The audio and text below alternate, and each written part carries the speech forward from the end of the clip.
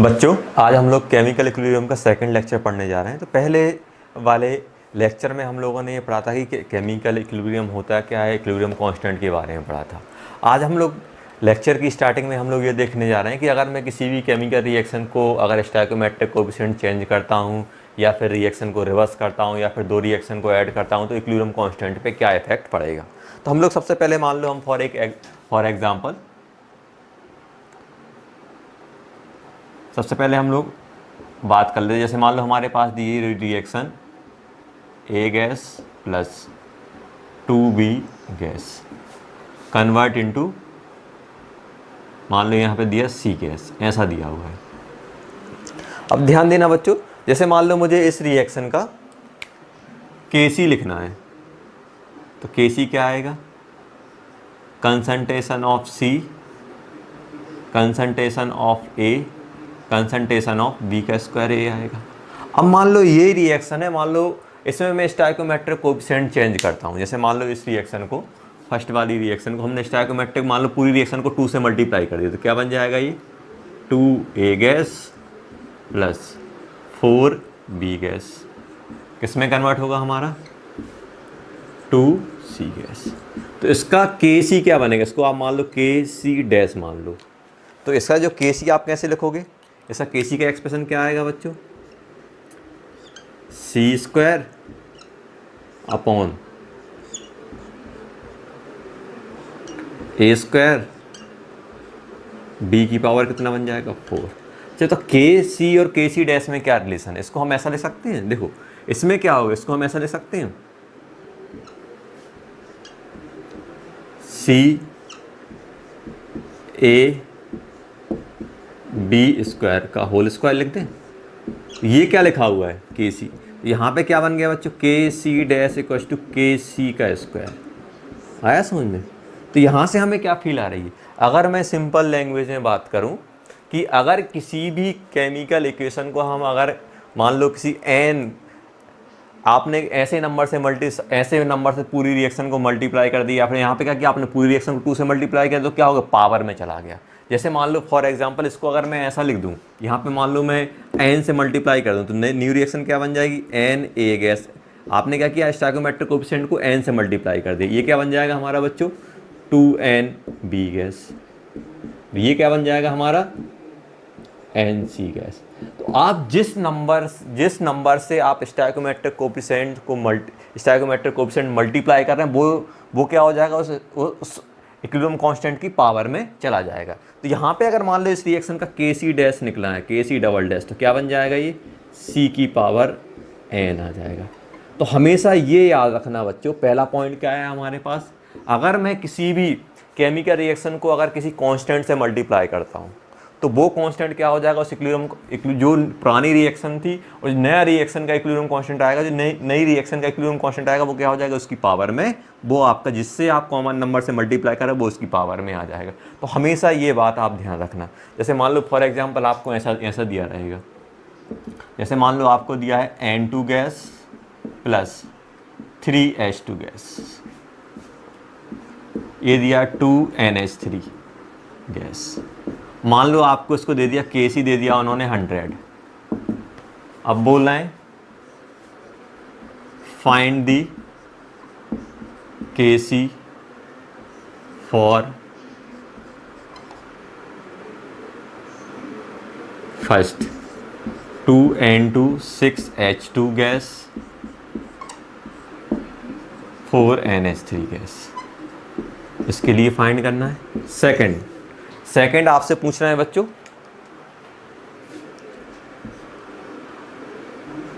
Three by 2N2 plus H2 gas, ये सब gas ही है, कन्वर्ट इनटू 2/3 NH3 गैस।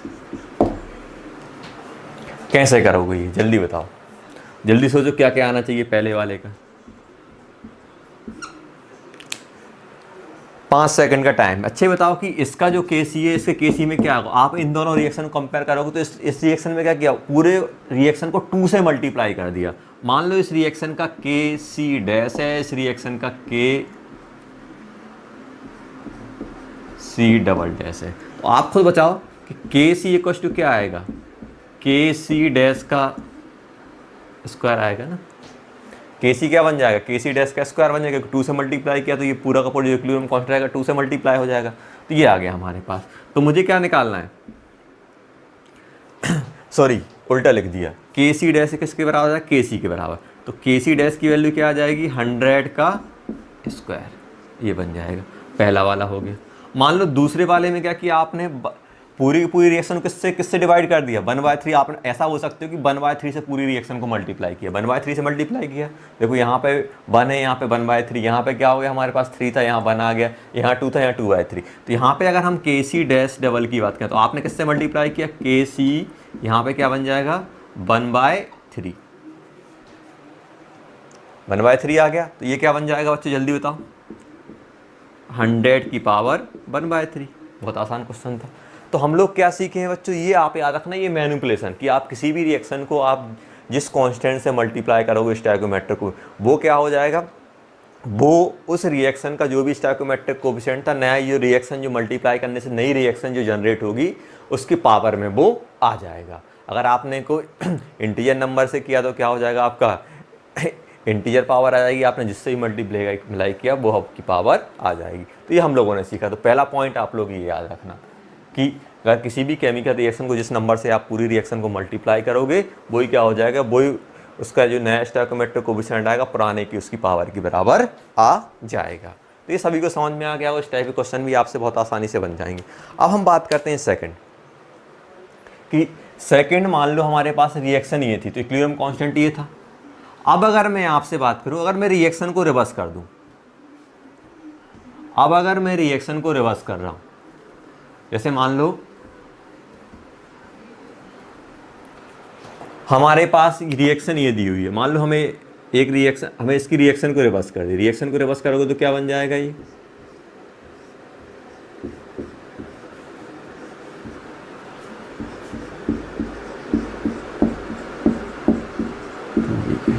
इसका के सी डैश दिया हुआ है, आपको रिलेशन बताना है के सी और के सी डैश में।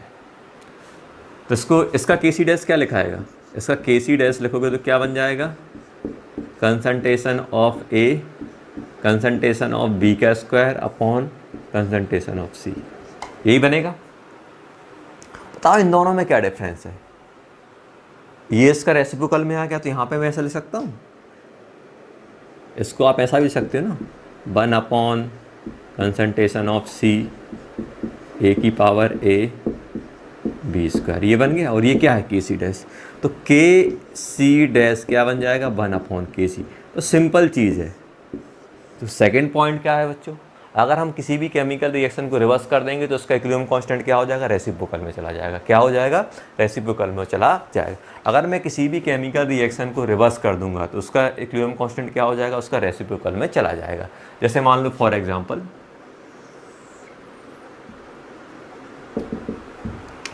वही रिएक्शन दी हुई है, कौन सी वाली बच्चों, N2 gas plus 3H2 gas, किस में कन्वर्ट हो रहा है, 2NH3 गैस, और इसका Kc दिया हुआ है 100। अब आपसे पूछते हैं find D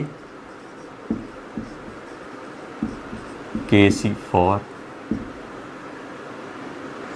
2NH3 gas convert into N2 gas plus 3H2 gas, इसके लिए बात करनी है। तुरंत बता दोगे।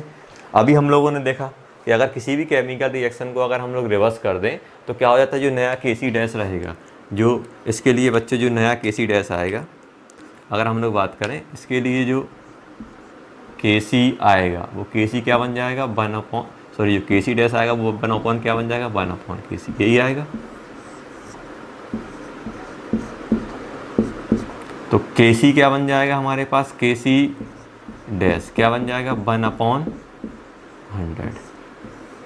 आ गया, देखो कितना आसान रहता है। तो ये आपको ध्यान रखना है, छोटी छोटी मगर मोटी बातें हम लोग बोल सकते हैं जो हमारी हर जगह यूज हो रहे हैं। तो पहला हम लोगों ने क्या सीखा किसी भी केमिकल रिएक्शन को अगर हम किसी नंबर से मल्टीप्लाई कर देंगे तो वो क्या हो जाएगी, वो इक्विलिब्रियम कांस्टेंट की पावर में चली जाएगी। और अगर हमने सेकंड पॉइंट हम लोगों ने क्या सीखा बच्चों, अगर किसी भी केमिकल रिएक्शन को रिवर्स कर देंगे तो उसका जो इक्विलिब्रियम कांस्टेंट जो रहेगा वो क्या हो जाएगा, उसका रेसिप्रोकल में आ जाएगा। और अगर किसी को कोई डाउट है तो आप लोग वीडियो को पॉज करो और समझने की कोशिश करो। ये होगा हमारे पास सेकंड पॉइंट। अब मैं अगर थर्ड पॉइंट की बात करूं कि अगर मैं कोई दो केमिकल रिएक्शन को ऐड कर देता हूं, जैसे मान लो हमारे पास एक केमिकल रिएक्शन,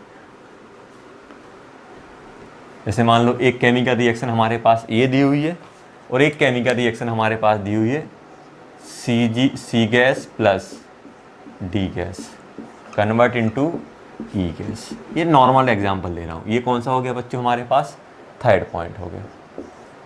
मान लो इसका K(C)1 दिया हुआ है, इसका K(C)2 दिया हुआ है।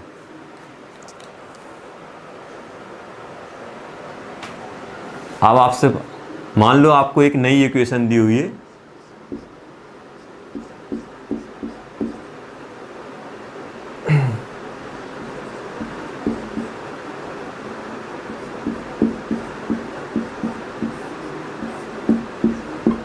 यस ऐसा कुछ दिया हुआ है, इसका Kc3 दिया हुआ है, आपको रिलेशन बताना है। देखो हमें साफ साफ दिख रहा है बच्चों, साफ साफ क्या दिख रहा है कि इन दोनों रिएक्शन को अगर मैं इन दोनों को ऐड करता हूँ, इन दोनों को अगर आप ऐड करो, इन दोनों को अगर आप ऐड करोगे तो क्या बन जाएगा बच्चों, इन दोनों को अगर आप ऐड करोगे तो ये रिएक्शन बन जाएगी। देखो C कैंसिल हो जाएगा, 2AB + D। अगर दो रिएक्शन, तो ये बताओ कि Kc1 की वैल्यू क्या है बच्चों, Kc1 की वैल्यू है हमारे पास CaB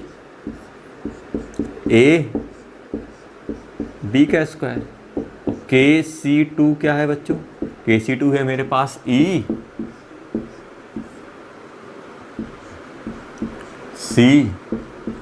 है। और Kc3 क्या है, अगर मैं Kc3 की बात करूं बच्चों तो Kc3 हमारे पास सिंपल आ जाएगा E, नीचे क्या आएगा AB² और D। अच्छा ये बताओ, इन दोनों को अगर मैं मल्टीप्लाई कर दूं, इन दोनों को अगर मैं मल्टीप्लाई कर दूं, इन दोनों को मल्टीप्लाई करो तो क्या बन जाएगा, Kc1 × Kc2, Kc1 × Kc2, Kc1 × Kc2 आ गया। इन दोनों को मल्टीप्लाई करोगे तो आप देखो, इन दोनों को मल्टीप्लाई करोगे तो क्या बन जाएगा, C⁻C AB²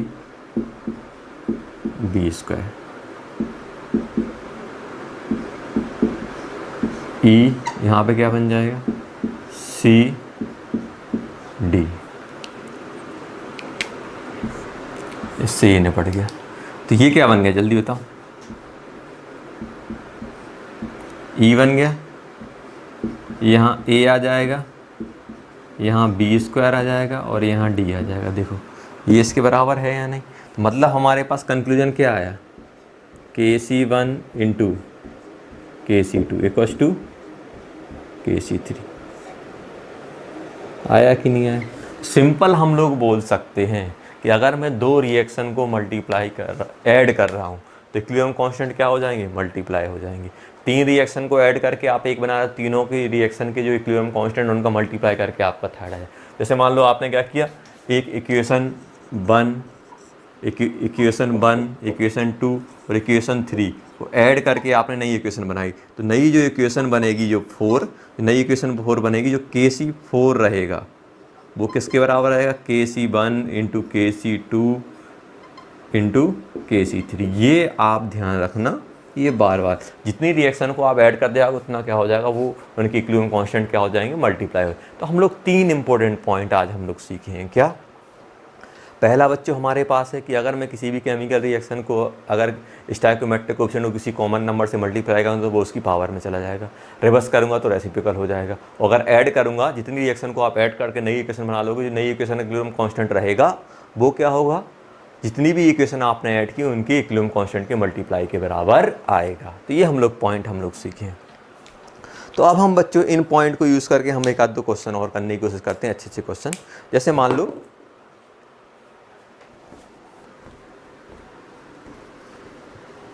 तो ये आप पॉइंट तीनों के तीनों पॉइंट नोट कर लेना। ये हमें बहुत सारी जगह हमें ज़रूरत पड़ती है।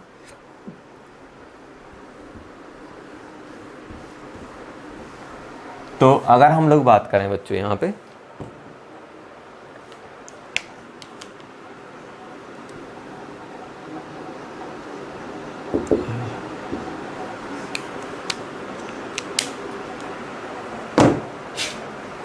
जैसे मान लो बच्चों हमारे पास दिया हुआ है a plus 2b convert into C, इसका के सी दिया हुआ है 10, एक हमारे पास दिया हुआ है c,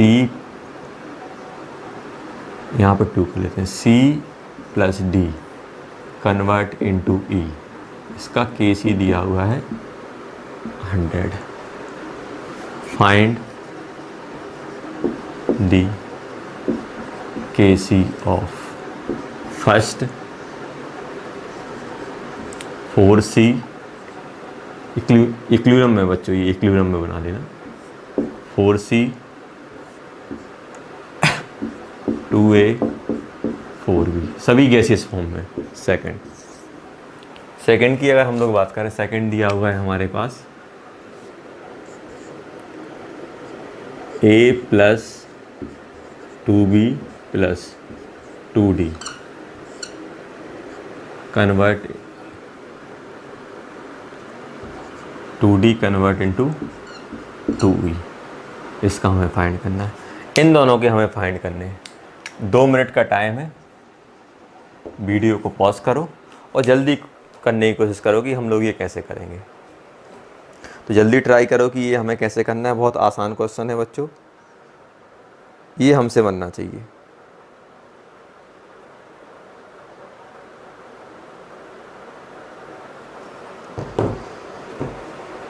तो देखो, अगर हम पहले वाले की अप्रोच करें बच्चों, तो पहला वाला हमारा बहुत आसान है। हम लोग क्या करेंगे, देखो अगर हम पहले वाले की बात करें, पहला वाला आप ये देखो किस रिएक्शन से ये रिसेंबल कर रहा है। ये हमारी पहली वाली रिएक्शन से कर रहा है, देखो सी सी ए बी, देखो। अब लेकिन यहाँ पे क्या है बच्चों, रिएक्शन को रिवर्स किया हुआ है। रिएक्शन को रिवर्स करोगे तो क्या बन जाएगा। अब रिएक्शन को रिवर्स करने पे काम नहीं चला। देखो अगर मैं यहाँ पे अगर बच्चों बात करूँ, सॉल्यूशन की अगर मैं बात करूँ, तो आप लोग खुद सोचो कि अगर मैं रिएक्शन को अगर रिवर्स करके मैं छोड़ दूँ, रिएक्शन को अगर मैं रिवर्स करूँगा तो क्या बन जाएगा ये हमारे पास 2a प्लस 4b किस में कन्वर्ट हो जाएगा हमारा, सॉरी ये हमारा, इसको अगर मैं रिवर्स करता हूँ तो किस में कन्वर्ट हो जाएगा, 2c किस में कन्वर्ट हो जाएगा हमारे पास a प्लस 2b। इसका के सी कितना बन जाएगा, के सी बन जाएगा 1/10।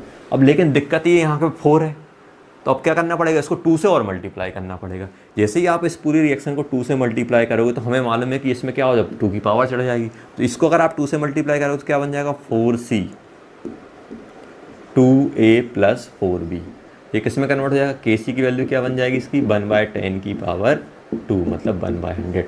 तो आप ऐसे सोच सकते हो कि आप ये देखो इस रिएक्शन को क्या किया बच्चों, इस रिएक्शन को रिवर्स किया, रिवर्स करते तो यहाँ पे 2 आना चाहिए था, लेकिन यहाँ पे क्या आ रहा है 4, मतलब 2 से मल्टीप्लाई किया। इसको रिवर्स करोगे तो क्या बन जाएगा, देखो सोचने का तरीका कि सबसे आसान तरीके से हम लोग कैसे कर सकते हैं।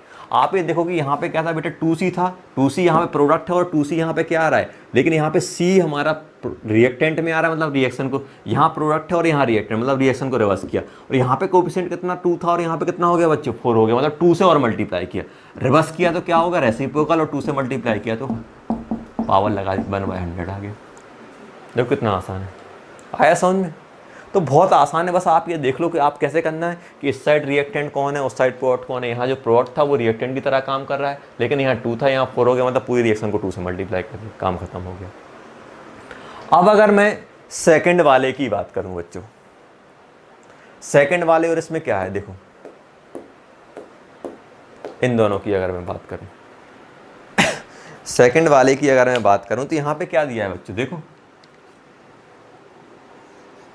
इन दोनों को अगर मैं ऐड कर रहा हूं, देखो अगर मैं इन दोनों को ऐड कर रहा हूं तो दिक्कत क्या है, देखो इन दोनों को अगर मैं ऐड करूं तो a b c गायब हो रहा है, लेकिन यहाँ पे 2c है और यहाँ पे 1c है। तो इस पूरी रिएक्शन को मुझसे किससे, देखो एक्चुअली मुझे क्या करना पड़ेगा, अगर मैं सेकंड वाली रिएक्शन को ऑब्टेन करना है तो सेकंड वाली रिएक्शन को ऑब्टेन करने के लिए इनको ऐड करना पड़ेगा। लेकिन अगर आप ऐड करोगे तो दिक्कत क्या है, यहाँ पे 2c और यहाँ पे c है, तो ये कैंसिल नहीं हो पाएगा। मतलब इस वाली रिएक्शन को 2 से मल्टीप्लाई करके हमें ऐड करना पड़ेगा। मतलब ये क्या बनेगा, ए प्लस 2b किस में कन्वर्ट हो जाएगा, 2c से।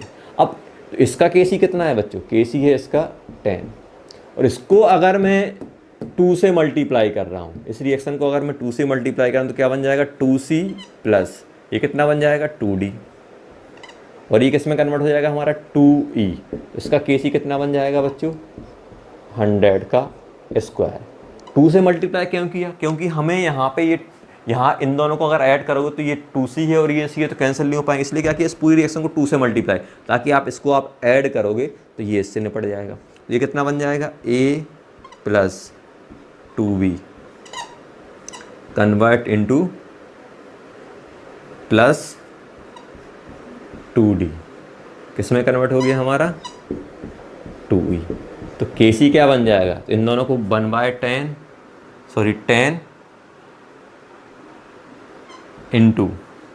10 इंटू क्या हो गया ये बच्चों, 100 का स्क्वायर, ये हमारे पास आ जाएगा इसका।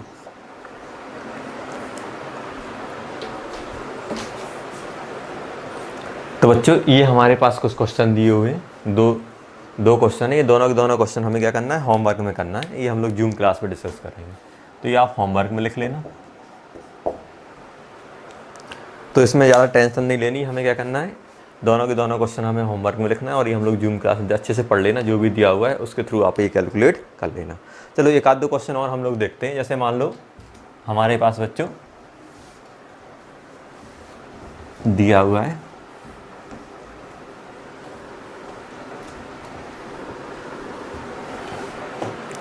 कि जैसे मान लो फॉर एग्जांपल हमारे पास दिया हुआ है, रिएक्शन दी हुई है N2 gas plus 3H2 gas, ये हमारी कन्वर्ट हो रही है 2NH3 गैस, और इसका केसी दिया हुआ है मान लो 10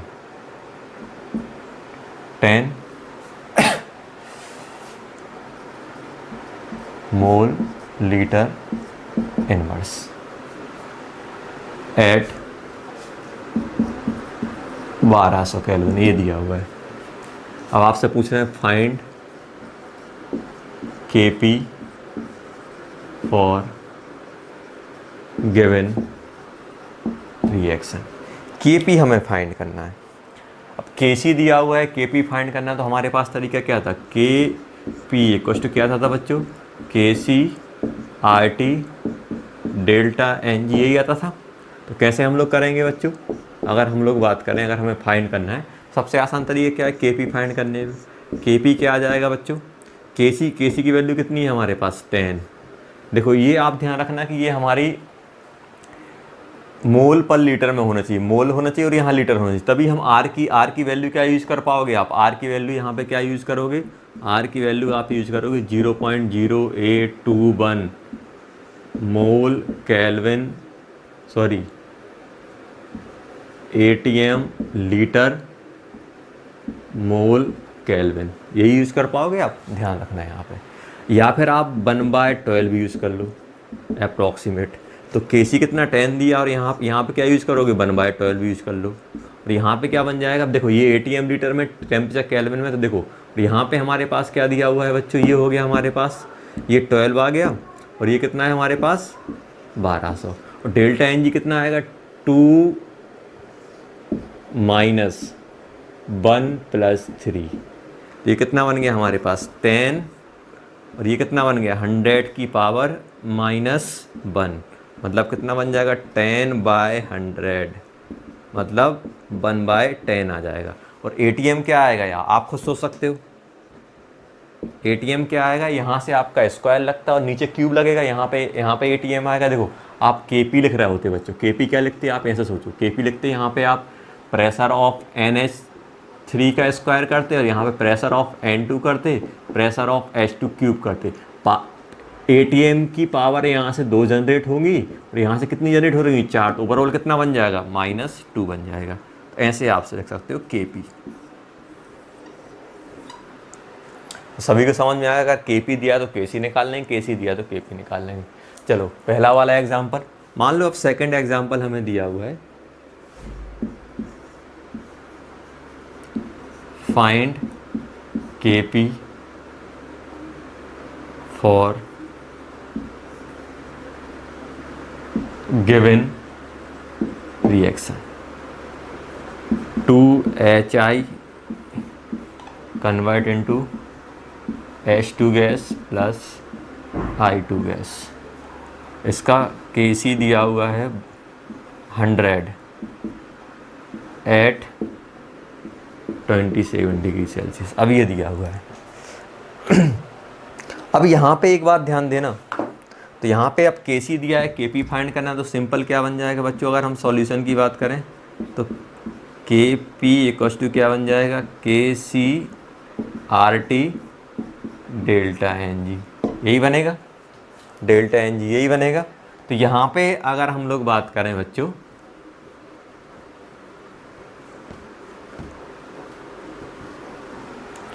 यहाँ पे अगर हम लोग बात करें तो KP इक्वल्स टू क्या बन जाएगा, KC RT डेल्टा NG। अब यहाँ पे देखो डेल्टा NG क्या है बच्चों, अब डेल्टा एन देखो कभी कभी क्या होगा, ये टेम्परेचर भी प्रोवाइड नहीं करेंगे, तो आप डरना नहीं कि सर टेम्परेचर नहीं दिया हम लोग KP से KC कैसे। यहाँ पे आप ध्यान देना KC इक्वल्स टू क्या बन जाएगा, RT और डेल्टा NG क्या हो जाएगा 0। देखो 1 + 1 - 2, देखो ये 0 बन गया, तो KP इक्वल्स टू क्या बन जाएगा, KC आ जाएगा। तो आप सोच रहे हो इस कभी कभी ऐसी भी रिएक्शन रहेंगी जिसमें टेम्परेचर प्रोवाइड नहीं करेंगे और KP और KC का कन्वर्जन कराएंगे। तो आप ये ध्यान रखना, KP और KC का कन्वर्जन कराना और टेम्परेचर नहीं दिया, मतलब यहाँ पे क्या होगा, डेल्टा NG 0 हो रहा हो, डेल्टा NG 0 हो जाएगा, मतलब ये वाली टर्म क्या हो जाएगी, ये वाली टर्म हमारी मर जाएगी, तो ये आ जाएगा।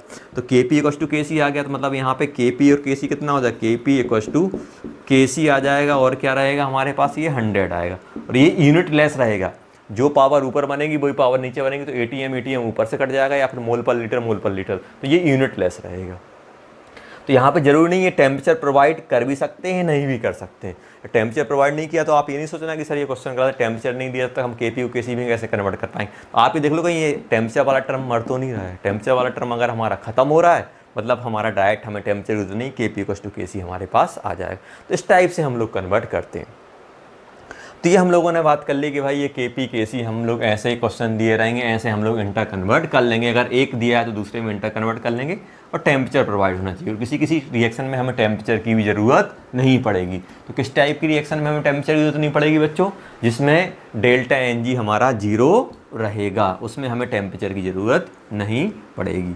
अब एक और अगर हम लोग बात करें कि सर जैसे हम लोग ये रिएक्शन लिख रहे हैं, जैसे मान लो फॉर एग्जांपल हमारे पास कोई रिएक्शन दी हुई है, तो ये मैं बता रहा हूँ, जैसे मान लो आपको रिएक्शन दी है N2 gas plus O2 gas, ये बन गया मान लो 2NO बना दिया इस टाइप का। अब यहाँ पे ध्यान देना बच्चों कि ये जो KC और जो KP बनते हैं, KC क्या बन जाएगा इसका बच्चों, NO का स्क्वायर बन जाएगा, N2 क्या बन जाएगा हमारे पास, और O2 बन जाएगा, ऐसा कुछ बन जाएगा। और इसका अगर हम KP लिख रहे हैं तो KP क्या बन जाएगा हमारे पास, pressure of NO square partial pressure of N2 into partial pressure of O2, ये बन जाएगा।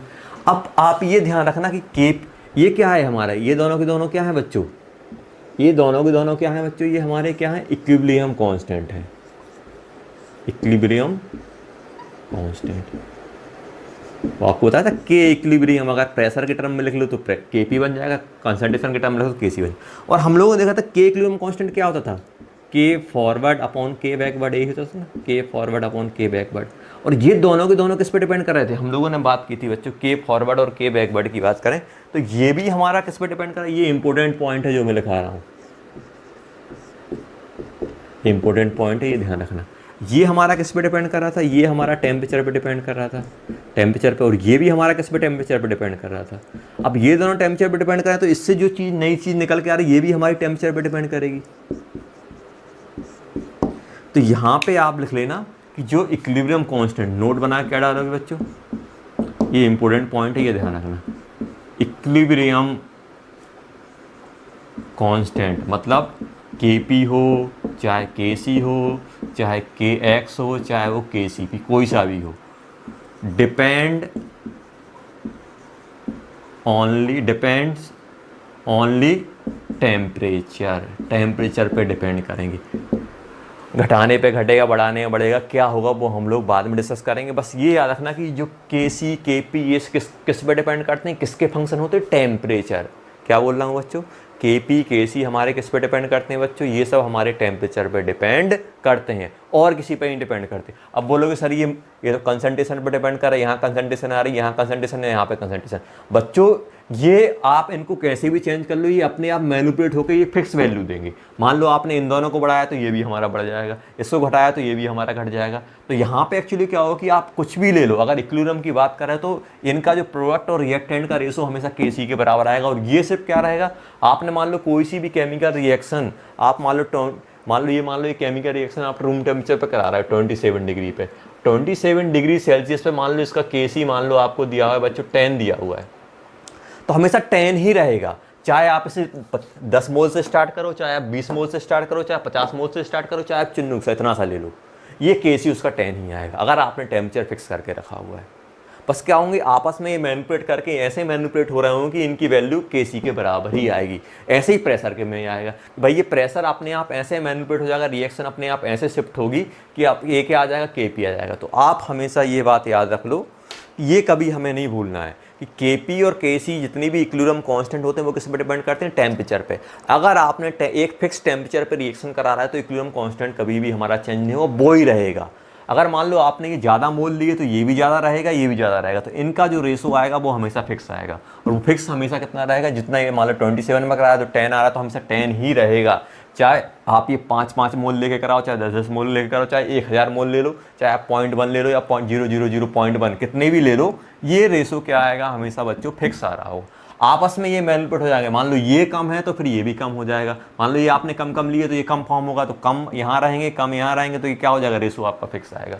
तो जो मैं बोल रहा हूँ वो ध्यान सुनना, इसके हम लोग थोड़ा बहुत हम मैथमेटिकल प्रूफ पे भी जाएंगे जब हम लोग आगे क्वेश्चन करेंगे। जो अभी आपको क्या बताया नोट कि आपको ये ध्यान रखना है कि जो इक्विलिब्रियम कांस्टेंट होते हैं Kp और Kc, जितने भी हमारे पास Kp, Kc, Kx, Kcb जितने भी टाइप के इक्विलिब्रियम कांस्टेंट होते हैं सब किस पे डिपेंड करते हैं, किसका फंक्शन होते हैं, ओनली टेम्परेचर। टेम्परेचर का फंक्शन क्या होता है, क्योंकि के फॉरवर्ड ये हमारा क्या था, ये के एफ क्या होता था, रेट कांस्टेंट फॉर फॉरवर्ड और रेट कांस्टेंट फॉर बैकवर्ड, दोनों टेम्परेचर पे डिपेंड कर रहे थे। तो ये दोनों टेम्परेचर पे डिपेंड कर रहे हैं तो ये भी हमारा टेम्परेचर पे डिपेंड करेगा।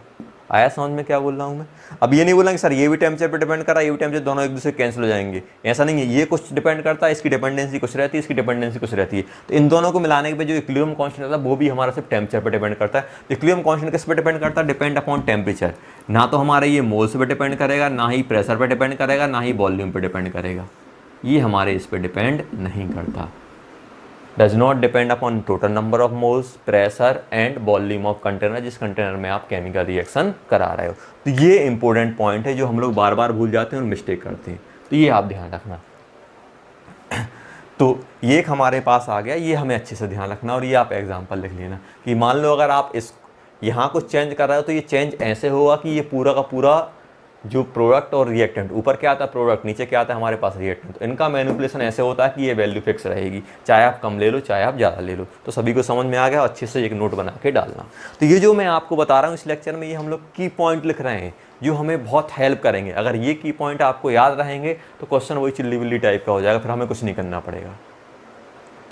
तो आया समझ में। अब ऐसा करते हैं कि मान लो 3-4 रिएक्शन दे देते हैं एक ही टाइप की 3-4 रिएक्शन दे देते हैं, बोलते हैं कि ये रिएक्शन सेम टेम्परेचर हो रही है, एक में 50 मोल दे दिए, एक में 10 मोल बोल दिए कि इक्विलिब्रियम कांस्टेंट क्या होगा। भाई सभी टेम्परेचर ये सभी मान लो ये रिएक्शन आपकी गिवन टेम्परेचर पर, ये 5-5 मोल ले लो, चाहे 10-10 मोल ले लो, चाहे 15-15 मोल ले लो, जब भी आप Kc आएगा कितना आएगा, 10 ही उसका रहेगा।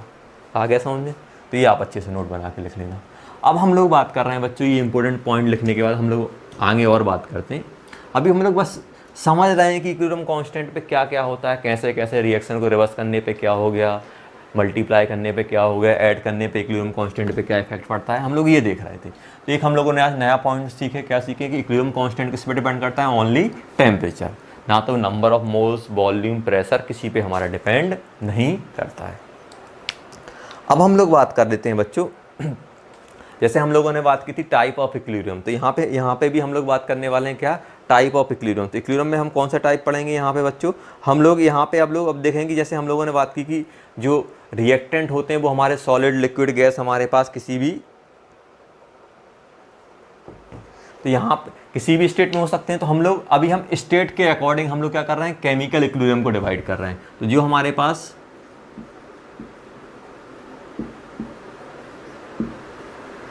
केमिकल इक्विलिब्रियम को हम लोग किस में डिवाइड कर रहे हैं, दो पार्ट में। किसमें, स्टेट के अकॉर्डिंग या फिर फेज के अकॉर्डिंग, फेज बोल सकते हैं और state, state of reactant and products. एक होता है हमारे पास बच्चों कौन सा,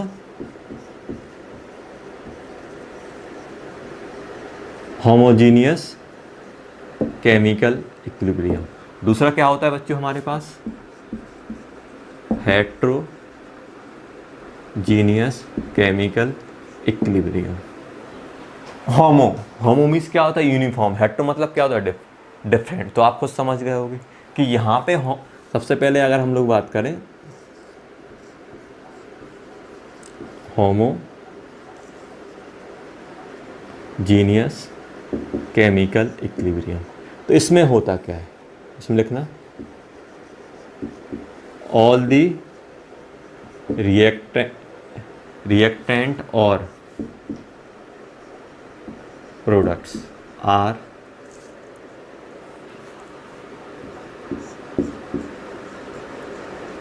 प्रेजेंट इन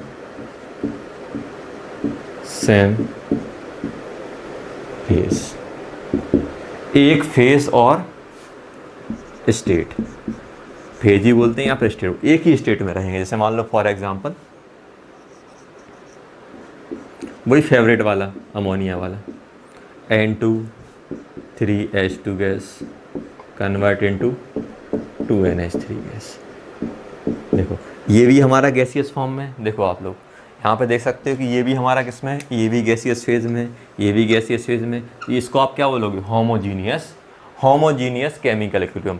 सभी के सभी रिएक्टेंट प्रोडक्ट हमारे किस में, सेम फेज में। तो अगर मैं यहाँ पे बात करूँ बच्चों, तो यहाँ पे मैं क्या लिख सकता हूँ, जैसे इसका केसी लिखना है, तो केसी क्या लिखोगे, प्रेशर ऑफ NH3 का स्क्वायर।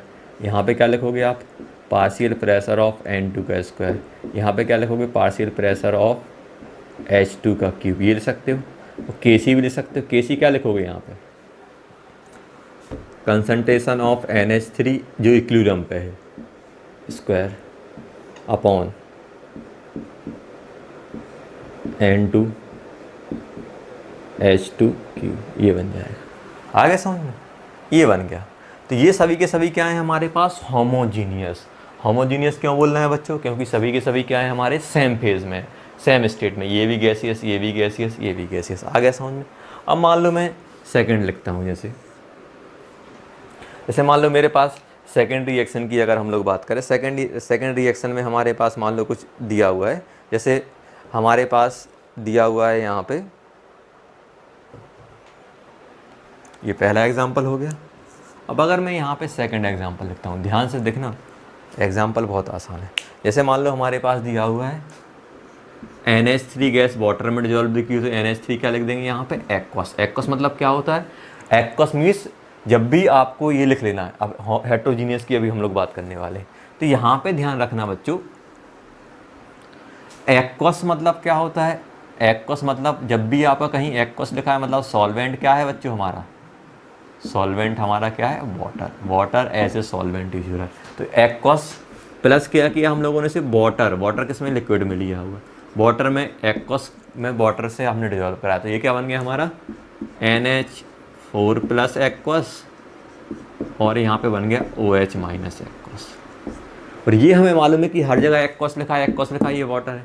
अब आप ये बताओ क्या इस रिएक्शन ये होमोजीनियस है कि हेट्रोजीनियस है। देखो ये भी हमारा एक्वस फेज में है, वाटर तो है, तो ये तो एक्वस है, तो ये सभी के सभी हमारे वाटर में डिजॉल्व है। आप क्या करो, बहुत सारे कंपाउंड को आप वाटर में डिजॉल्व करो तो सभी क्या हो जाएंगे, एक्वस, मतलब सभी के सभी लिक्विड फेज में जाएंगे, सभी के सभी क्या बन जाएंगे, एक्वस। तो ये क्या है बच्चों, ये हमारा होमोजीनियस है।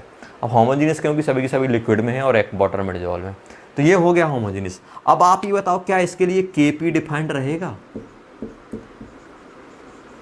केपी डिफाइंड है या नहीं, जल्दी बताओ। केपी डिफाइंड हो, अब केपी के लिए क्या चाहिए, pressure of reactant upon pressure of product, उनकी स्टोइकियोमेट्रिक। क्या यहाँ पे कोई गैसियस रिएक्टेंट प्रोडक्ट है, नहीं है। तो केपी डिफाइंड होने के लिए क्या कंडीशन है बच्चों, केपी डिफाइंड होने के लिए ये कंडीशन है कि आपको क्या होना चाहिए, यहाँ पे हमारे पास रिएक्टेंट प्रोडक्ट किस में होना चाहिए, गैसियस फॉर्म में होना चाहिए। अब गैसियस फॉर्म में तब तो हम लिख पाएंगे ना यहाँ पे, तो क्या ये केपी डिफाइंड कर पाएंगे, इसके लिए केपी हमारा क्या बन जाएगा बच्चों, नॉट डिफाइंड। आया समझ में, क्योंकि यहाँ पे हमारे पास गैस नहीं है। और यहाँ पे अगर मैं इसका के सी लिखता हूँ, ध्यान देना बच्चों, के सी लिखता हूँ तो के सी क्या आएगा, जल्दी बताओ। के सी आप यहाँ पे क्या लिखोगे, रिएक्ट प्रोडक्ट NH4 ही कंसंट्रेशन डाल दो, क्या है, upon OH negative upon NH3 और H2, यही बनेगा ना। देखो गैस के लिए एक चीज़ अच्छी रहती है, गैस के लिए आप केसी भी ले सकते हो, केपी ले सकते हो। केसी कैसे लिखोगे भाई, उस गैस के मोल कितने और कितने कंटेनर में है, तो आप इसी कंसंट्रेशन भी डिवाइड कर दोगे, प्रेशर भी, कंसंट्रेशन भी आप डिफाइन कर लो गैस के लिए। और क्या कर सकते हो, अब गैस के लिए कंसंट्रेशन कैसे कैसे डिफाइन करोगे, जैसे मान लो इस कंटेनर में गैस है, मान लो इसका वॉल्यूम भी है और मोल है, तो इसकी तो कंसंट्रेशन क्या लिख दोगे, इसकी गैस की कंसंट्रेशन क्या हो जाएगी बच्चों, NY बन जाएगी। लेकिन लिक्विड के लिए हम प्रेशर डिफाइन नहीं कर सकते, प्रेशर किसके लिए लेते हैं हम लोग, गैस के लिए लेते हैं, तो केपी हमारा आ ही नहीं पाएगा। अब यहाँ पे ध्यान देना, ये तो आपने लिख लिया बहुत आराम से, अब बोल रहा है सर ये सही है, ध्यान देना यहाँ पे एक मैं अच्छा नोट लिखाने वाला हूँ। यहाँ पे आपने लिख दिया, ये बहुत खुश हो गए। लेकिन अगर मैं यहाँ पे बात करूँ, इसका जो एक्चुअल एक्सप्रेशन आता है इसको मैं हटा दूँ, तो इसकी हमें कोई ज़रूरत नहीं है। तो यहाँ पे अगर हम एक्चुअल एक्सप्रेशन की बात करें, तो यहाँ पे जो एक्सप्रेशन बनता है, ध्यान देना, ये एक्सप्रेशन हमारा गलत है, ये एक्सप्रेशन हमारा गलत है। अब सोच रहे हो सर क्या कर दिया हम लोग, जो आपने जैसा बोला था वैसा ही कर दिया। तो ध्यान देना बच्चों, इसका जो केसी का एक्सप्रेशन बनता है सब कुछ वही है,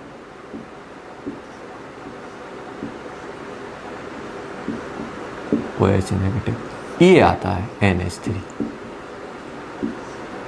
ये गैस नहीं है, एक्वस है।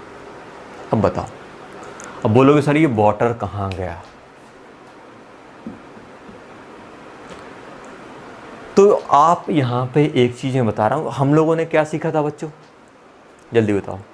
हम लोगों ने ये सीखा था कि इक्विलिब्रियम कांस्टेंट पे हम कौन से प्रेशर या हम लोग कौन सी चीज़ लिखते हैं, एक्टिव मास लिखते हैं। एक्टिव मास में कंसंट्रेशन आती है, और एक क्या आता है बच्चों, एक हमारे पास आता है, एक तो हमारे पास कंसंट्रेशन आती है, एक प्रेशर आता है। अब यहाँ पे वाटर क्या है बच्चों, हमारा वाटर हमारा यहाँ पे क्या है, सॉल्वेंट है।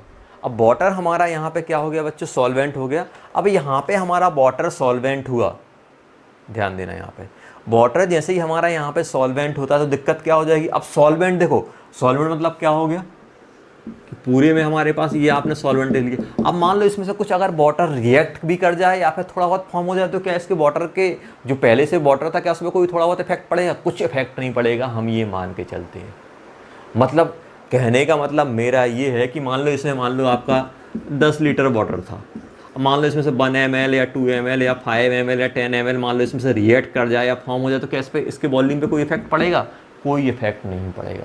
तो आप लोग ये ध्यान रखना कि हम लोग यहाँ पे, आप ये बस ये नोट बना के ले सकते हो कि सॉल्वेंट को हम कभी भी एक्टिव मास में कंसीडर नहीं करेंगे, क्योंकि एक्टिव मास मतलब क्या होता है, जो चेंज हो रहा हो। अब सॉल्वेंट अगर थोड़ा बहुत रिएक्ट कर जाएगा या थोड़ा बहुत कंज्यूम हो जाएगा, तो उसकी हम कंसंट्रेशन में कोई चेंज नहीं मानेंगे। क्या बोल रहा हूँ मैं, तो आप ये नोट बना के लिख लेना कि अगर किसी भी केमिकल रिएक्शन में अगर सॉल्वेंट इन्वॉल्व हो रहा है, तो सॉल्वेंट को हम उसके जो इक्विलिब्रियम कांस्टेंट का एक्सप्रेशन लिखेंगे, उसमें हम सॉल्वेंट को नहीं डालेंगे, क्योंकि उसकी कंसंट्रेशन में कोई ज़्यादा इफेक्ट चेंज देखने को नहीं मिलेगा। क्योंकि ऑलरेडी क्या है, हमारा सॉल्वेंट क्या रहता है हमारे पास, लार्ज अमाउंट में रहता है। किसमें, लार्ज अमाउंट में होने के कारण क्या होता है, उसमें थोड़ा बहुत वॉल्यूम, थोड़ा बहुत रिएक्ट कर जाए, थोड़ा बहुत फॉर्म हो जाए, तो उसकी कोई ज़्यादा इफेक्ट नहीं पड़ता। इसलिए क्या करते हैं, तो हम लोग क्या करते हैं, जब एक्सप्रेशन लिखते हैं, इक्विलिब्रियम का एक्सप्रेशन लिखेंगे, तो उसमें हम सॉल्वेंट को ड्रॉप कर देंगे, तो उसका एक्सप्रेशन कौन सा बनेगा, ये वाला। तो सभी को समझ में आ गया हो। जब भी सॉल्वेंट अगर नहीं आ रहा है तो अच्छी बात है, मान लो अगर एक्सप्रेशन में वो नहीं आ रहा है तो अच्छी बात है, मान लो अगर आ गया कहीं से भी तो उसको हम नहीं लिखेंगे।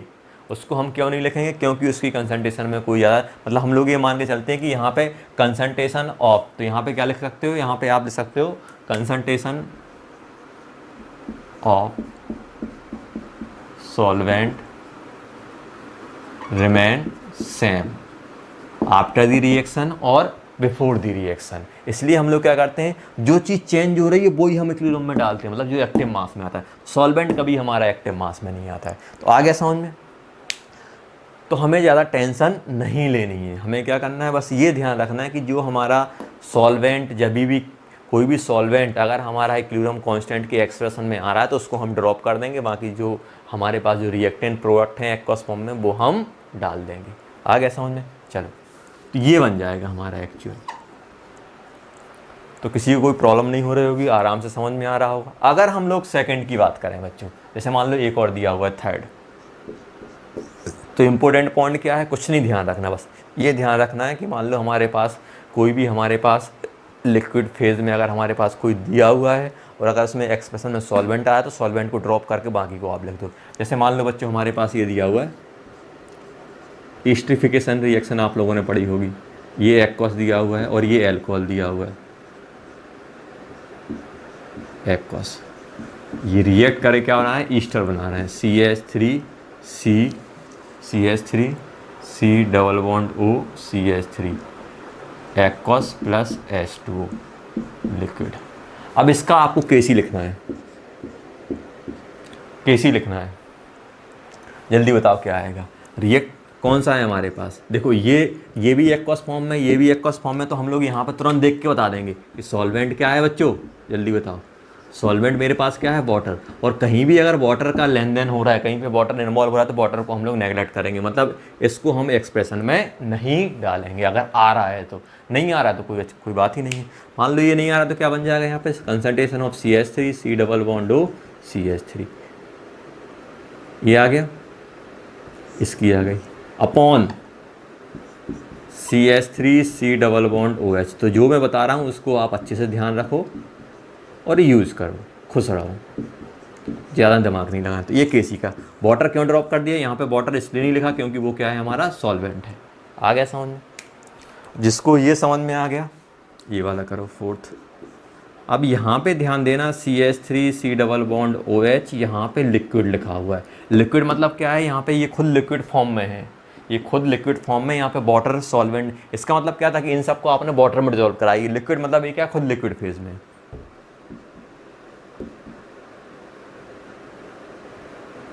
OH ये लिक्विड लिया हुआ, CH3 C double bond O CH3, यहाँ पे भी लिक्विड लिखा हुआ है और ये H2O लिक्विड लिखा हुआ है। अब यहाँ पे हमारे पास सॉल्वेंट कोई लिक्विड है, हमें नहीं मालूम क्या है, लेकिन ये वाटर हमारा सॉल्वेंट नहीं है, वाटर है यहाँ पे हमारा सॉल्वेंट नहीं है। तो केसी का एक्सप्रेशन क्या बनेगा, जल्दी बताओ। तो केसी का एक्सप्रेशन बनेगा बच्चों यहाँ पे CH3 C double bond O CH3 और यहाँ पे क्या आएगा, H2O। अपॉन में क्या बनेगा, अपॉन में आएगा हमारे पास CH3 C double bond OH, यहाँ पे क्या बन जाएगा, CH3OH, ये आ जाएगा। वाटर क्यों लेके आए यहाँ पे, वाटर इसलिए लेके आए क्योंकि वाटर अब यहाँ पे हमारा सॉल्वेंट के फॉर्म में नहीं है। तो बस छोटी छोटी मगर मोटी बातें हैं, हमें बस ये ध्यान रखना कि बस ये कि अगर वाटर अगर हमारा सॉल्वेंट है और वो एक्सप्रेशन में आ रहा है तो उसको ड्रॉप कर देना है। मान लो कोई भी सॉल्वेंट अगर एक्सप्रेशन में आ रहा है तो उसको ड्रॉप कर देना, और अगर नहीं आ रहा, अब यहाँ पे लिक्विड है, ये भी लिक्विड, हमें नहीं मालूम कौन है। तो बच्चों नेक्स्ट हम लोग पढ़ने वाले हैं हेटेरोजीनियस इक्विलिब्रियम।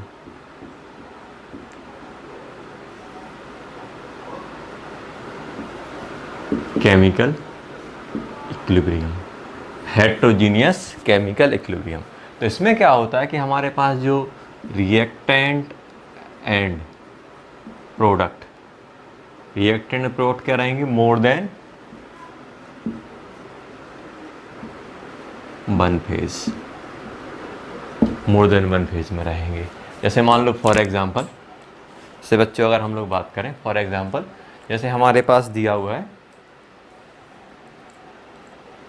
रिएक्शन NH4SH, ये सॉलिड में दिया हुआ है, ये हमारा डिकम्पोज हो रहा है NH3 gas plus H2S gas. आया समझ में? तो यहाँ पे हमारे पास क्या है बच्चों, ये हमारे पास सॉलिड दिया हुआ है, ये गैस में दिया हुआ है, ये गैस में दिया, तो मोर देन वन फेज होगा, तो ये क्या बन जाएगा हमारा हेट्रोजीनियस। और अगर हम लोग यहाँ पे बात करें जैसे मान लो हमारे लिए यहाँ पे इसका KC लिखना है, तो KC में क्या आएगा NH3 की कंसंट्रेशन और H2S की कंसंट्रेशन। यहाँ और क्या आना चाहिए हमारे पास NH4HS, ये आना चाहिए। लेकिन अगर हम लोग बात करें ऐसा कुछ आना चाहिए, लेकिन हम लोगों ने डिस्कस किया था कि ये सॉलिड होते हैं बेटा, सॉलिड हमारे एक्टिव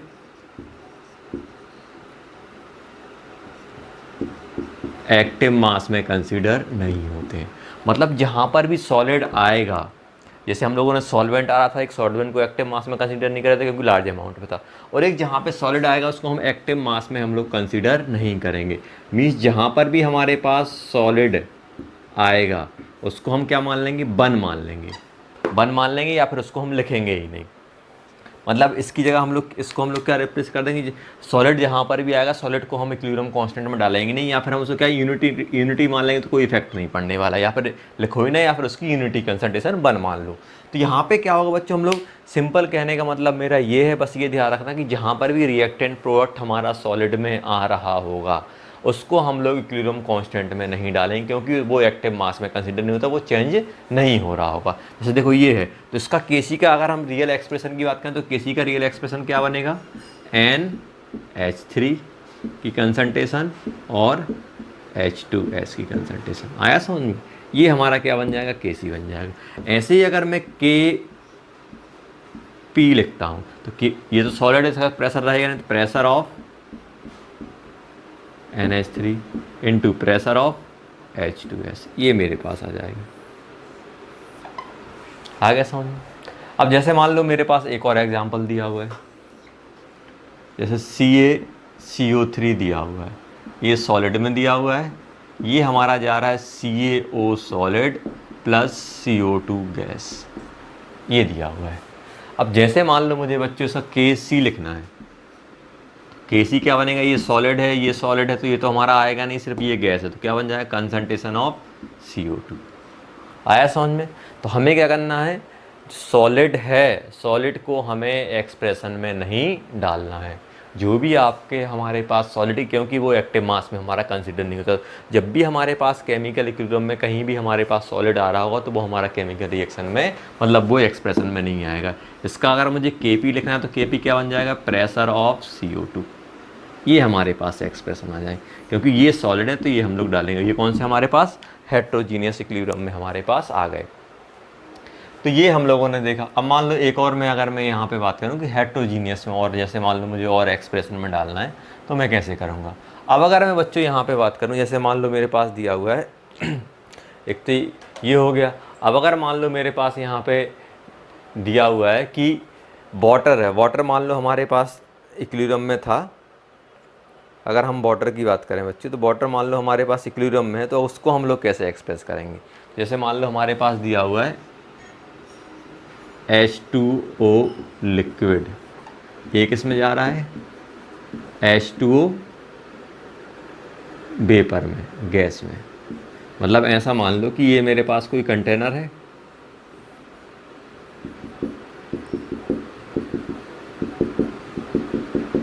कंटेनर में लिक्विड डला हुआ है। अब ये वाटर अकेला तो ये प्योर रहेगा, तो अगर, और ये क्या हो रहा है, ये हमारा किस में, वेपर में कन्वर्ट हो रहा है। देखो जैसे जैसे हमारा वाटर अगर हमारा वेपर में जाएगा तो वेपर प्रेशर यहाँ पे बढ़ता रहेगा, और ये क्या ये वाटर की कंसंट्रेशन चेंज होगी, क्योंकि जितना उसका मोल उसमें कन्वर्ट होगा उतना इसका वॉल्यूम कम हो जाएगा। तो यहाँ पे ये क्या है, हमारा प्योर लिक्विड है, और प्योर लिक्विड हमारा एक्टिव मास में आता नहीं। तो यहाँ पे अगर मुझे मान लो KC लिखना है तो KC क्या आएगा, यहाँ पे कंसंट्रेशन ऑफ H2O, कौन सी, गैस वाली, ये वाला नहीं आएगा। अपॉन में अगर आप H2O लिक्विड लिखोगे तो ये प्योर लिक्विड है, और यहाँ पे याद रखना आप सॉलिड हो गया, एक सॉल्वेंट हो गया और एक प्योर लिक्विड हो गया। इनको हम के इक्विलिब्रियम के एक्सप्रेशन में नहीं डालते हैं। सबसे सही जो आपको याद रखना है कि सॉलिड हो गया, सॉल्वेंट कहीं पे आ रहा है और प्योर लिक्विड कहीं आ रहा है, तो उसको हम लोग एक्सप्रेशन में नहीं डालते, क्योंकि ये हमारे एक्टिव मास में कंसीडर नहीं होते, क्योंकि ये चेंज नहीं हो रहे होते। तो ये आप ध्यान रखना। ऐसे ही अगर इसका मैं Kp लिखता हूँ तो बच्चों Kp क्या बनेगा, Kp की अगर हम बात करें तो प्रेशर ऑफ H2 गैस, ये हमारे पास आ जाएंगे। तो यहाँ पे ये क्यों नहीं आ रहा है, क्योंकि ये क्या है, हमारा प्योर लिक्विड है। वाटर प्योर हो, सॉल्वेंट तो कुछ है नहीं है, सॉल्यूशन तो कुछ है नहीं है। तो आ गया समझ में। अब अगर मैं बच्चों यहाँ पे बात करूँ, ये आ गया, तो ये हम लोगों ने देख लिया। अब देखो एक और हेट्रोजीनियस इक्विलिब्रियम होता है। अगर हमारे पास एलोट्रोपिक फॉर्म दिए हों, यहाँ पे लिख लेना एक नोट बना के, अगर हम नोट की बात करें, all the allotropic conversion are heterogeneous। तो हमारे पास जितने भी एलोट्रोपिक, अगर हम लोग बात करें बच्चों, जितने भी हमारे पास एलोट्रोपिक कन्वर्जन होते हैं वो हमारे किस में आते हैं, ध्यान रखना, जितने भी हमारे पास एलोट्रोपिक कन्वर्जन है वो हमारे किस में आएंगे,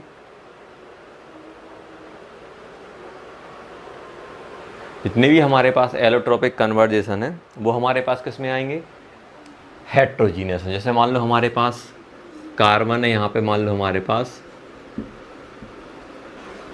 डायमंड है, ये हमारा किस में कन्वर्ट हो रहा है, ग्रेफाइट में कन्वर्ट हो गया। देखो तो ये हमारा किस टाइप का इक्विलिब्रियम कहलाएगा, ये हमारा कहलाएगा हेट्रोजीनियस केमिकल इक्विलिब्रियम। ये हम लोग क्यों बोलते, बोलोगे सर ये भी सॉलिड है, ये भी सॉलिड है, लेकिन क्या है कि ये जो डायमंड होता है, डायमंड की डेंसिटी आप डेंसिटी इसकी D मान लो, डेंसिटी इसकी D1 मान लो, और इसकी डेंसिटी D2 मान लो। तो यहाँ पे क्या होता है कि एक फेज आ जाता है। जैसे मान लो अगर आप डायमंड और ग्रेफाइट लोगे तो डायमंड अलग दिखेगा, ग्रेफाइट अलग दिखेगा, दोनों अलग अलग दिख रहे हैं सॉलिड में, लेकिन दोनों के फेज अलग अलग है। फेज अलग अलग मतलब कि डायमंड अलग दिख रहा है, डायमंड की डेंसिटी कम है, और अगर डेंसिटी की बात करें तो डायमंड की डेंसिटी ज़्यादा होती है और ग्रेफाइट की कम होती है। तो आप डायमंड और ग्रेफाइट को अगर आप जैसे मान लो, आप ऐसा मान लो कि जैसे आप ऑयल ले लो और वाटर ले लो, ऑयल भी लिक्विड में और वाटर भी लिक्विड, तो आप बोलोगे सही, तो सेम फेज में, स्टेट सेम है लेकिन फेज अलग अलग है। आप अगर इन दोनों को मिक्स करो, जैसे आपने क्या किया, वाटर और ऑयल ले लिया, तो वाटर आपका नीचे रहेगा ऐसा ऐसा, और मान लो ये ऑयल है और ये हमारा वाटर है, ये मिक्स तो होंगे नहीं। तो ये क्या हो जाएगा, ये लिक्विड फेज में, लेकिन ये इसका है दोनों लिक्विड में, लेकिन इसका फेज अलग है, ये अलग है, क्योंकि ये एक दूसरे में मिक्स नहीं हुए हैं। तो इसको हम लोग क्या बोलेंगे, डिफरेंट फेज मानते हैं, क्योंकि इसकी डेंसिटी अलग है, इसकी डेंसिटी अलग है। आप देखना कि ऑयल को अगर आप वाटर में मिक्स करो तो वाटर नीचे रह जाता है, ऑयल ऊपर आता है, तो वाटर वाले को एक अलग फेज बोल दोगे और ऑयल वाले को अलग फेज बोल दोगे, क्योंकि दोनों की डेंसिटी अलग अलग है। इस टाइप से हम लोग फेज डिसाइड करते हैं कि एक पर्टिकुलर रीजन में एक आ रहा है, दूसरे रीजन में दूसरा आ रहा है। ऐसे अगर हम डायमंड ग्रेफाइट की बात करें तो डायमंड की डेंसिटी अलग होती है, ग्रेफाइट की, डायमंड की डेंसिटी बहुत ज़्यादा होती है और ग्रेफाइट की बहुत कम होती है। तो ये सब जितने भी हैं, जैसे आप सल्फर, ऑर्थोरम्बिक, मोनोक्लिनिक, जो हमारे पास सल्फर होते हैं, फॉस्फोरस जो होते हैं, जितने भी हमारे पास एलोट्रोपिक, तो ये आप याद रखना कि जितने भी हमारे पास एलोट्रोप होते हैं, जितने भी एलोट्रोपिक कन्वर्जन होते हैं, डायमंड, ग्रेफाइट, फुलडीन, ये सब किस में आएंगे, हमारे ये इक्विलिब्रियम में रहते हैं, ये सब किस में आते हैं, हेट्रोजीनियस में। तो आप क्या लिखोगे, ऑल दी एलोट्रोपिक कन्वर्जन जो होते हैं, कन्वर्जन होते हैं आर हेट्रोजीनियस इक्विलिब्रियम में आएंगे, हेट्रोजीनियस किस में आएंगे, इक्विलिब्रियम में। ये आप ध्यान रखना, ये इम्पोर्टेंट पॉइंट है और ये आपको ये बताया है। तो हमेशा ये याद रखना कि जब भी हम लिख रहे होंगे तो हम लोग ऐसे लिखेंगे। अब अगर हम लोग बात करें बच्चों, जैसे हम लोग, तो ये आप अच्छे से ध्यान रखना कि अगर हमारे पास कोई प्योर लिक्विड हो गया, सॉल्वेंट हो गया और सॉलिड हो गया, वो हमारे किस में आएंगे, वो हमारे वो हम इक्विलिब्रियम के एक्सप्रेशन में हम लोग नहीं लिखेंगे। अब अगर हम लोग बात करें तो ये पॉइंट इंपॉर्टेंट है, आपसे पूछ सकते हैं कौन कौन सी रिएक्शन होमोजीनियस है, कौन कौन सी हेट्रोजीनियस है। तो ये हमारे किस में आएंगे, हेट्रोजीनियस इक्विलिब्रियम में आएगा। अगर सेम फेज में है तो होमोजीनियस बन जाएगा। अगर कोई भी एक सॉलिड लिक्विड हो गया तो वो हमारा क्या हो जाएगा, हेट्रोजीनियस। अगर हमारे पास एलोट्रोपिक कन्वर्जन है तो वो भी किस में आएगा, हमारा हेट्रोजीनियस में आएगा। ये आप ध्यान रखना। अब अगर जैसे हम लोग एक बात कर रहे थे, केपी देख लिया, केसी देख लिया, जैसे मान लो हमारे पास, मान लो बच्चों फॉर एग्जांपल मेरे पास रिएक्शन है, ए सॉलिड है, बी एक्वस है और सी गैस है। ये हमारा कन्वर्ट हो गया, ध्यान देना, ये हमारा कन्वर्ट हो गया बच्चों डी गैस में। अब ध्यान देना, अब जैसे मान लो मुझे यहाँ पे के सी लिखना है तो क्या बनेगा ये बताओ। ये सॉलिड में है तो ये तो आएगा नहीं, ये एक्वस में तो ये सी कंसंट्रेशन आ जाएगी, ये गैस में सी कंसंट्रेशन आ जाएगी, ये डी गैस है ये भी कंसंट्रेशन, तो सॉलिड वाले को तो हम लिखेंगे नहीं। तो यहाँ पे क्या है, कंसंट्रेशन ऑफ डी आएगा upon concentration of B upon concentration of C, ये बन जाएगा। मान लो मुझे अगर मुझे के पी लिखना है तो प्रेशर किसका आएगा, सॉलिड का प्रेशर नहीं लेते, लिक्विड का प्रेशर नहीं लेते, एक्वस का गैस में, तो यहाँ पे क्या बन जाएगा, pressure of D upon pressure of C, ये बन जाएगा। एक और अगर मैं बात करूँ यहाँ पे मैं के सी पी, क्या पर के सी पी लिखाया था या फिर आपको के पी सी लिखाया था, ये दोनों एक ही चीज़ होती हैं, दोनों क्या होती हैं, सेम थिंग होती हैं, सेम चीज़ है ये दोनों की दोनों। पी लिख दो पहले या सी लिख दो। इसका मतलब क्या है, कंसंट्रेशन हमें किसकी लिखनी है, के सी पी हम लोग कब लिखते हैं, कंसंट्रेशन हम किसकी डालते हैं, जो लिक्विड फेज में हो, जो लिक्विड फेज में हो, और प्रेशर किसका लिखते हैं, जो गैसियस फेज में हो। आया समझ में। तो के सी पी हम लोग कब डिफाइन करते हैं बच्चों, मान लो आपसे पूछा कि सर के सी पी का एक्सप्रेशन, अगर सिर्फ के सी का एक्सप्रेशन लिखना है तो सबका ये भी इसी कंसंट्रेशन आ जाएगी, इसी कंसंट्रेशन आ जाएगी, इसी कंसंट्रेशन आएगी। गैस की भी कंसंट्रेशन आपको बताता है कितना वॉल्यूम में कितने मोल है वो ले लो आप, ये आ जाएगी। के पी लिखना है तो कौन कौन के पी हम लोग लेते हैं जो गैसियस फॉर्म में, लिक्विड फॉर्म में वो तो हमारा प्रेशर लगाएगा नहीं, जो हमारा सॉलिड फॉर्म में वो प्रेशर नहीं लगाएगा। अगर मैं के सी पी लिखूँ तो के सी पी कैसे लिखाएगा, ये ध्यान देना। के सी पी की अगर मैं बात करूँ तो कंसंट्रेशन हम किसकी लिखेंगे, लिक्विड, तो लिक्विड कौन सा ये है, और बाकी कौन सा है, गैस कौन कौन से, सीओडी। तो यहाँ पे क्या लिख दूंगा, partial pressure of D partial pressure of C into concentration of B, ये बनेगा। ये क्या बन जाएगा हमारा, के सी पी या फिर के पी सी हो जाए। आया समझे, मतलब जो भी आपका लिक्विड फॉर्म है वो कंसंट्रेशन में डाल दो, जो भी गैसेस फॉर्म है वो प्रेशर में डाल दो। इन कंसंट्रेशन और प्रेशर का कॉम्बिनेशन क्या देता है हमें, के सी पी देता है। आया समझ में। तो ये बहुत कम पूछते हैं, बस अगर आपको बता दिया कैसे हम के सी पी या के पी सी का हम लोग एक्सप्रेशन डालेंगे। तो कैसे सिंपल हम आपको क्या सिखाया बच्चों, कि जो भी हमारे पास गैसियस फॉर्म में वो गैस प्रेशर के टर्म में डाल दो, जो भी लिक्विड फेज में है वो आप किस में डाल दो, वो आप कंसंट्रेशन में डाल दो, के सी पी बन जाएगा।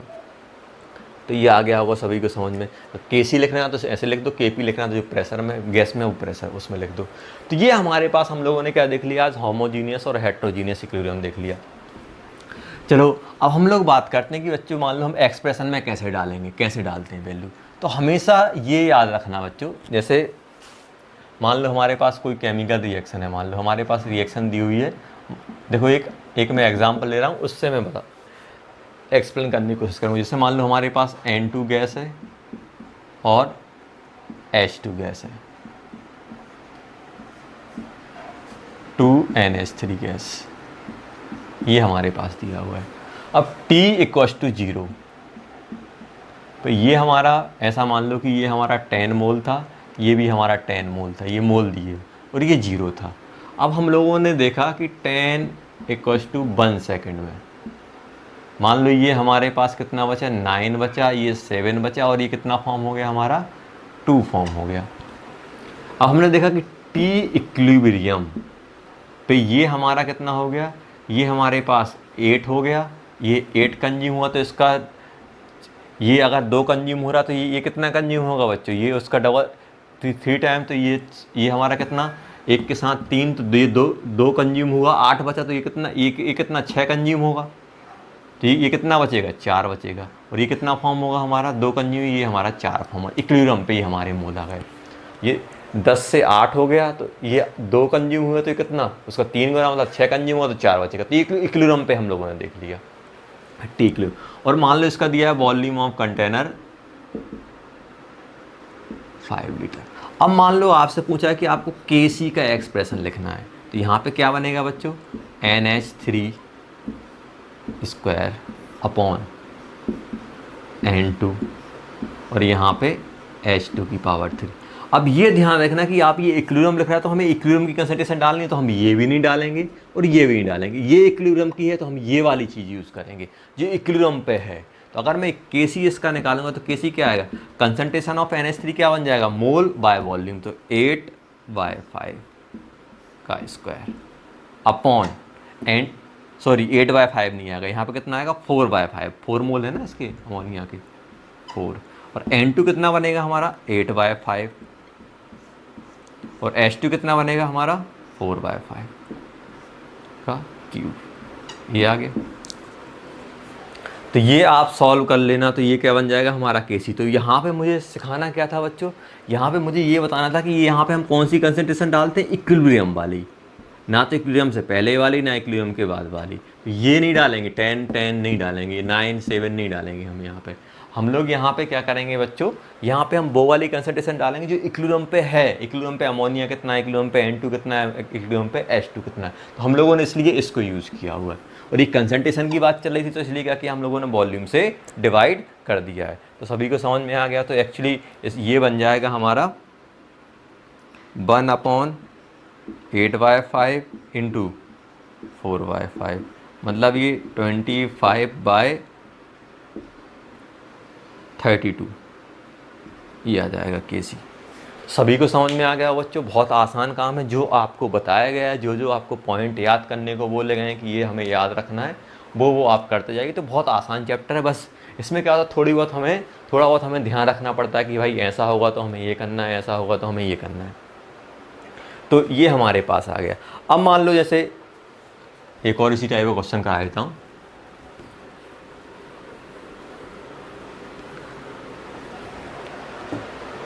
जैसे मान लो हमारे पास बच्चों फॉर एग्जांपल हमारे पास दिया हुआ है PCl5 गैसियस फॉर्म में दिया हुआ है, ये कन्वर्ट हो गया PCl3 gas plus Cl2 gas at 27 degree Celsius. If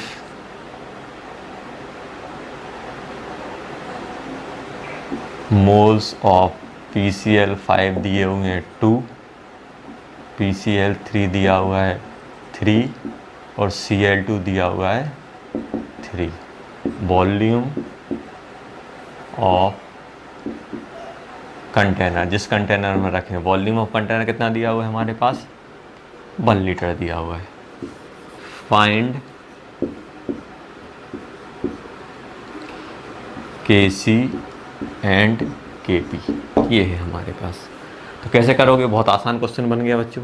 solution में हमारे पास क्या एक्सप्रेशन ये दिया हुआ, बैलेंस इक्वेशन है, सब कुछ है। तो Kc क्या बनेगा, PCl3 की कंसंट्रेशन Cl2 की कंसंट्रेशन अपॉन PCl5, ये आ गया। अब ये बताओ PCl3 Cl2 PCl5 इसकी कंसंट्रेशन क्या बनेगी। अब ये इक्विलिब्रियम पे दिया हुआ है, मोल एक एट इक्विलिब्रियम लिख लेंगे, एट इक्विलिब्रियम, इक्विलिब्रियम पे दिया हुआ है। तो क्या करोगे यहाँ पे, अगर मैं यहाँ पे बात करता हूँ PCl4 PCl3 के मोल कितने हैं 3, वॉल्यूम कितना है 1, 3/1, ये कितना है हमारे पास 3/1, और ये PCl5 कितना दिया है 2/1 आ गया। तो ये कितना बन जाएगा हमारा 9/2। तो Kc कितना आ गया बच्चों हमारे पास, Kc आ गया हमारे पास 9/2। अब मैं Kp कैसे निकालूंगा, Kp और Kc का मुझे मालूम है रिलेशन, पहला हमारे पास हो गया। अब मान लो मुझे Kp निकालना, तो Kp क्या बन जाएगा, Kp क्या बन जाएगा जल्दी बताओ। तो Kc RT डेल्टा Ng यही बनेगा। तो Kc कितना बन गया हमारे पास 9/2, R कितना 1/12 ले लेता हूँ, टेम्परेचर कितना बन जाएगा 300 केल्विन, डेल्टा Ng कितना है 2 - 1, तो कितना बन जाएगा ये 1 आ जाएगा। मतलब ये बन जाएगा हमारे पास 9/2 इंटू ये डिवाइड करोगे तो 25 बनता है, 25, ये हमारे पास आ जाएगा। मतलब ये बन जाएगा 225/2 ATM में आएगी इसकी यूनिट, देख लेना। और इसकी यूनिट बन रही होगी हमारे पास मोल पर लीटर में, इसकी यूनिट चेक कर लो। बहुत आसान क्वेश्चन रहते हैं, ऐसे हम लोग कर रहे होते हैं कुछ भी हमारे पास जो दिया रहता है। चलो एक और लास्ट क्वेश्चन बना के देख लेते हैं। तो इस टाइप से हमारे पास ये अभी आसान आसान हमारे पास क्वेश्चन है।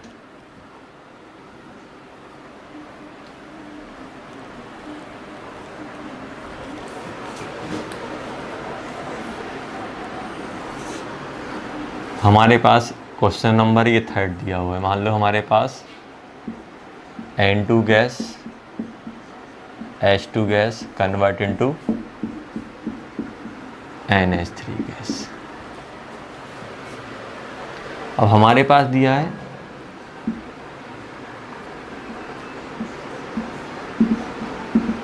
इनिशियल मोल ऑफ N2 कितना दिया हुआ है हमारे पास 50 मोल दिए हुए हैं, और H2 मोल बैलेंस करके H2 मोल दिए हुए हैं बच्चों हमारे पास 100 मोल।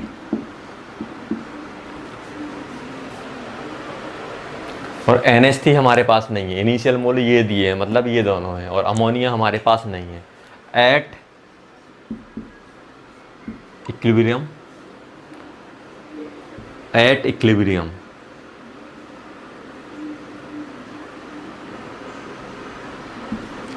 20 mole of NH3 will be formed।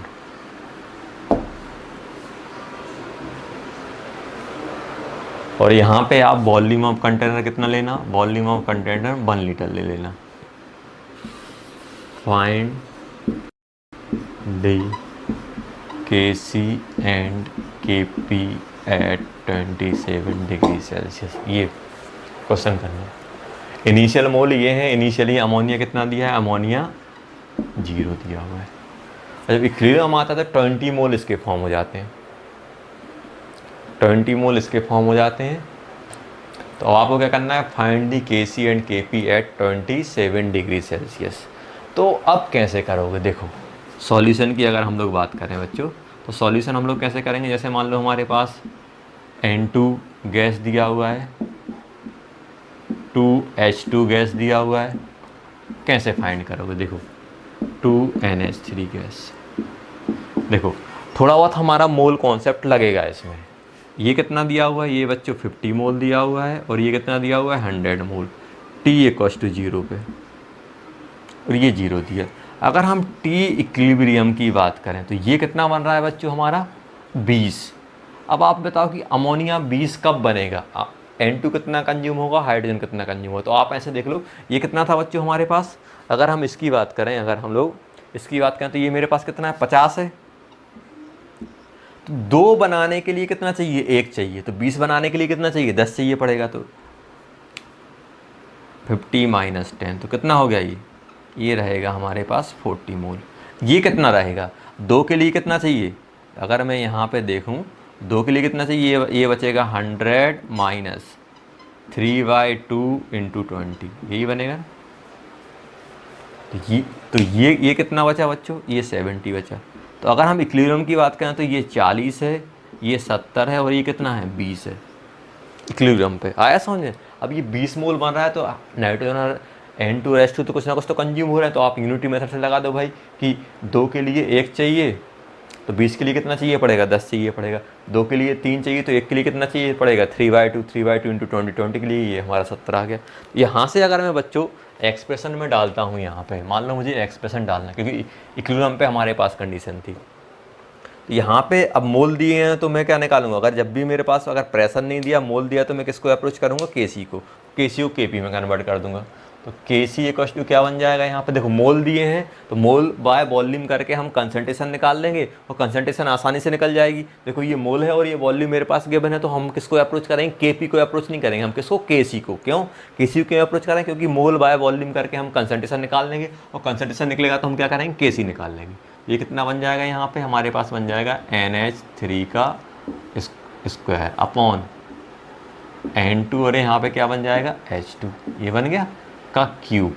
तो ये कितना दिया हुआ है, NH3 कितना दिया हुआ है मेरे पास, NH3 दिया हुआ है 20/1 का स्क्वायर अपॉन N2 कितना बन जाएगा 40/1 और H2 कितना बन जाएगा 70/1 का होल क्यूब, ये बन गया। तो ऐसा कुछ मेरे पास एक्सप्रेशन बन रहा होगा। और अगर हम ऐसे इस एक्सप्रेशन की अगर हम लोग बात करें तो ये बन जाएगा मेरे पास 20 × 20 और ये कितना बन गया 40 × 70 × 7, तो ये बन जाएगा 40 × 70 × 70 × 70, 0 से 0 गया, एक 0 से 0 गया, ये इससे निपट गया। कितना बचा यहाँ पे बचा 1/7 × 70 का स्क्वायर, ऐसा कुछ बच रहा है शायद, हाँ यही बन गया केसी, यही कुछ बच रहा है ना, हाँ यही आ गया। चलो अब अगर मैं केपी लिखता हूँ तो केपी क्या बन जाएगा केसी RT की पावर डेल्टा NG। तो केपी क्या बन जाएगा, केसी कितना लिखा है 7 × 70 का स्क्वायर और R आप 1/12 डाल देना और टेम्परेचर कितना है 27 को कितना बन जाएगा 300 और पावर क्या आएगी जल्दी बताओ, पावर बनेगी यहाँ पे 2 - 1 + 2, यही आएगा ना 1 + 3, तो ये बन जाएगा हमारे पास 1/7 × 70 का स्क्वायर इंटू 1/12 × 300 की पावर -2, ऐसा कुछ हमारा केपी का एक्सप्रेशन बन जाएगा। तो इस टाइप से हम लोग क्या करेंगे बच्चों, जब भी हम केपी और केसी की बात करेंगे तो हमारा यही बनेगा। आपको ये बताया था केपी केसी हमारा टेम्परेचर पर डिपेंड करता है, कितना मोल ले रहा है कितना प्रेशर ले रहा है उस पर हमारा डिपेंड नहीं करता है। तो जो भी आपको क्वेश्चन बताएं वैसे आप करके एक बार ट्राई करना और जो भी आपको बताया कि ये आपको ध्यान रखना है वो आप अच्छे से लिख लेना अपनी नोटबुक में और अच्छे से आप लोग नोट्स बनाना। जो भी पॉइंट आपको बताए गए हैं वो हमें ध्यान रखना है, तो हमारे क्वेश्चन बहुत आसानी से, जैसे चैप्टर बहुत आसान है, बार बार बोल रहा हूँ, बस जो कुछ पॉइंट आपको बताए जा रहे हैं बस उन पे हमें फोकस करना है। तो बच्चों हम लोग नेक्स्ट लेक्चर में और कंटिन्यू करेंगे, केपी केसी की हम लोग बात करेंगे, कैसे एक्सप्रेशन में डालना है, कैसे हमें मालूम चलेगा कि इक्विलिब्रियम पे है या नहीं। अभी तो आपको इक्विलिब्रियम दे दिया, अब नेक्स्ट क्लास में हम लोग क्या पढ़ेंगे, मान लो हम कैसे मालूम करेंगे ये रिएक्शन इक्विलिब्रियम पे है या नहीं है, इक्विलिब्रियम अचीव करने वाली है कि नहीं करने वाली, वो हम लोग नेक्स्ट क्लास में करेंगे। अभी तो हमने देखा कि इक्विलिब्रियम पे है और कंसंट्रेशन नहीं है तो हमने वैल्यू उसमें पुट कर दी और हमने केसी केपी हम लोगों ने निकाल लिया। तो नेक्स्ट लेक्चर में हम लोग इसको और कंटिन्यू करेंगे। ओके बच्चों।